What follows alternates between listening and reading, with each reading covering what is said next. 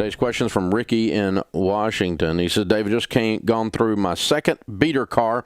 Tired of being on a first-name basis with the AAA tow truck driver. I'm out of debt. I have my emergency fund saved, and I have the money to get a little nicer car. Having a hard time parting with it because I worked so hard to save it. Can you talk a bit about the struggle people have with spending money, even when they have it to spend?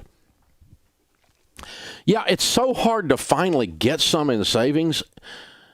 It's hard to release it, especially if you're wired as a saver. Now, I'm wired as a spender. My wife is wired as a saver.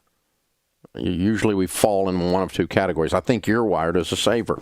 She gets great comfort from having that pile of money more than she would get great comfort from having a reliable car. Me, I'd rather have a reliable car. Past the emergency fund. You're at the, this is an emotional thing at this point. It's not a financial thing. I have the money, but I have trouble releasing it. And so what that says is you're just getting some, it's a normal thing, and it's not a bad thing, but it just says I get security from that extra money beyond my emergency fund. And I'll tell you this, I think it's something we all have to work at, one of our money skills. There's really three basic money skills that you have. Spending properly, reasonably.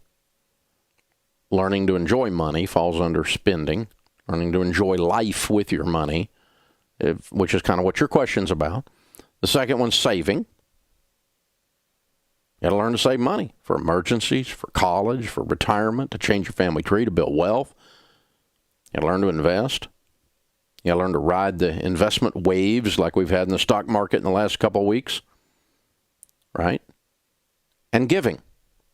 The power of generosity to completely change you when you learn to give as the natural rhythm of your life.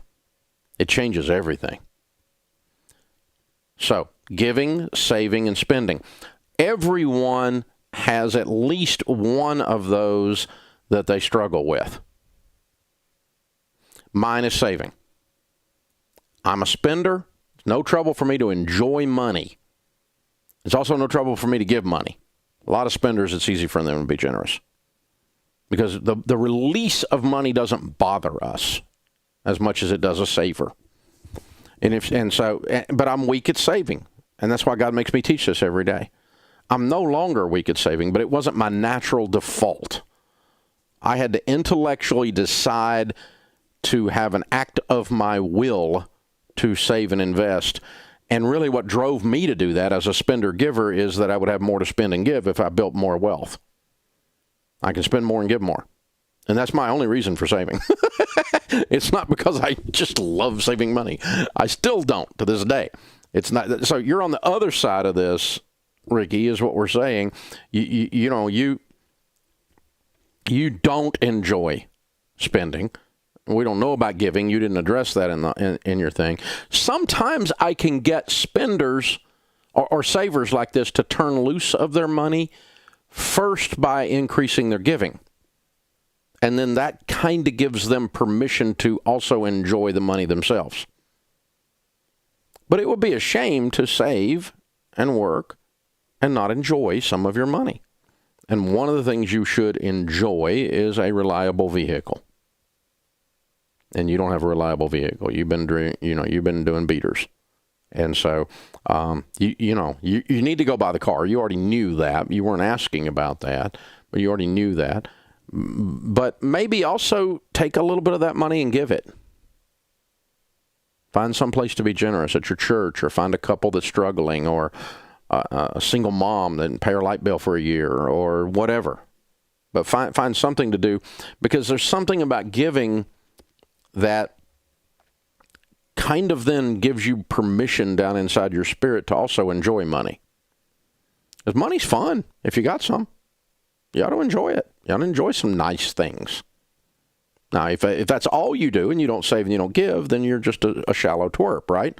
But, to assume that just because someone has the ability to enjoy money means that they're greedy or shallow, that's just bogus. And the way you can tell is what percentage of their financial situation is going towards stuff for them. And if all the money you make is going to buy you crap, then you're out of balance, you know? But if you're giving a percentage of your income, and you're investing a good percentage of your income, and you're enjoying some of your income on lifestyle purchases, travel, cars, clothes, whatever it is, then that's in balance once you're at baby step 3 and beyond. And that's where Ricky is.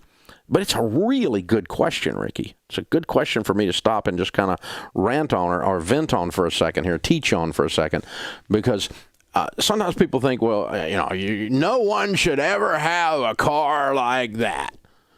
What would anyone need a house like that for?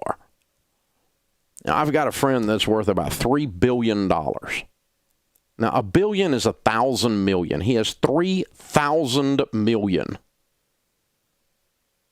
He has 3,000 million. He spent $6 million on his house.